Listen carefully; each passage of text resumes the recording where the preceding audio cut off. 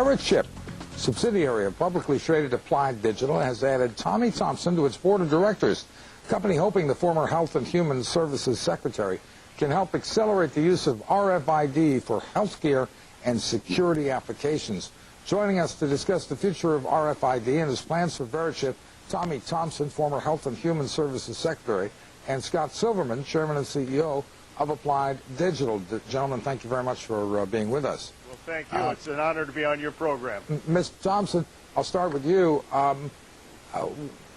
We're doing a poll today. Would you have one of these things implanted in your arm or, I don't know, under your scalp or wherever you put it? You put it in your right arm, and it's very small, and it doesn't bother you at all, but it certainly is going to allow you to identify who you are, protect your child. If you have a new child that's born in a nursery, you can protect that child from having somebody walk off with it. You can also protect your loved ones in a nursing home so that you can put a bracelet on and identify that individual and be able to find that individual if that person wanders away.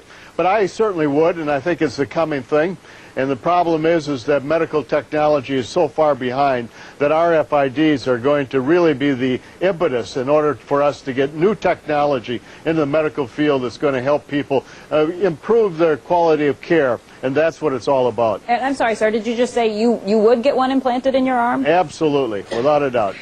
Okay. That's it. No concerns? No concerns at all? Because I have to admit, it makes me a little queasy, makes me worry. What happens if it gets dislodged?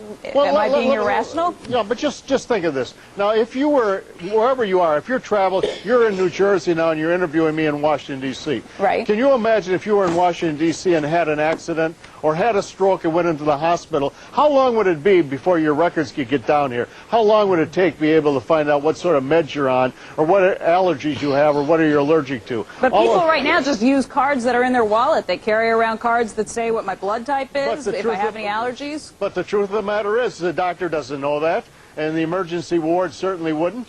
And the problem is that technology is so far behind in the medical field that people are dying every day because of the lack of technology. There 98,000 people died last year because of mistakes in hospitals and clinics across America. And a good share of those mistakes could have been prevented by technology. RFID is at the cutting edge of new technology is going to help to improve the quality of health and the quality of care for all Americans. Mr. Silverman, what about privacy concerns?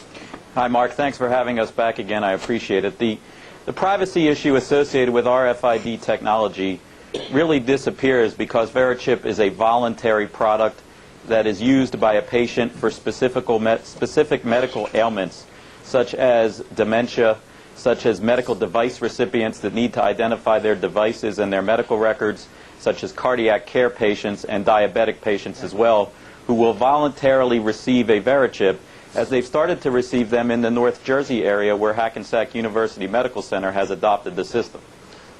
How many people have these embedded in them? I shouldn't say embedded, but put in them.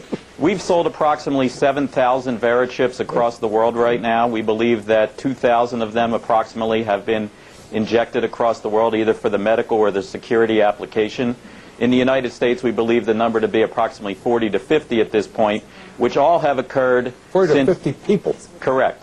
Which all have occurred since the FDA clearance of the product when you had us on back in October. Yeah. And then the rollout of the infrastructure in a number of hospitals in the Northeast region, which we look to expand the hospital infrastructure to 20 to 25 hospitals or emergency rooms by the end of 2005 and up to 200 emergency rooms by the end of 2006. If I could turn to Secretary Thompson, just ask a quick question about your old job. Secretary Thompson, yes. you were quoted last December as saying you have to assume that sometime in the future one of our countries, meaning the larger developed countries, is going to be hit by a bioterrorism attack. I assume you saw an article in the Wall Street Journal yesterday detailing failures, at least thus far, in developing with the U.S. government's help new vaccines and drugs to counter biological threats. And I'm curious to get your reaction to that. Well, I think the story is somewhat correct, but you got to realize that the United States was starting from nothing.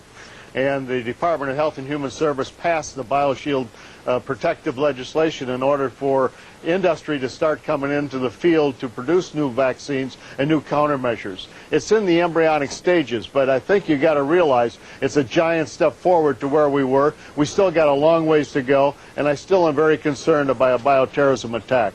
Mr. Silverman, we're almost out of time, so I'd appreciate brief answers if you could, sir. Sure. Can you update the information on this chip? Because, of course, health conditions can change. You can develop diabetes, whatever. Yes, absolutely. The chip itself, Mark, has only a 16-digit identification number, and the information for your medical record databases is kept on a database that you can update via the Internet. Okay. And does your company make the implantable chips for pets? Yes, we do. Okay. We do it for pets, we do it for livestock with the National Identification Program, and we do it for people. Because it just occurs to me, I mean, my kids are old enough to be able to be found, but it occurs to me I've got them in my dogs. Why wouldn't I have them in small children, too? Thank you very much, gentlemen. Appreciate it. Thank you. It's our honor. Thank you very much. Tommy Thompson, former Health and Human Services Secretary. Scott Silverman, Chairman and CEO of Applied Digital. Don't forget to vote in our Squawk Back question. Would you implant or have implanted an RFID chip? They slide it under your skin of your arm. You don't even know it's there.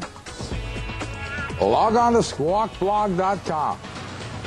Do you say, yes, I do it, or do you say, I'm with Becky? No way. Answer coming up at the end of the show.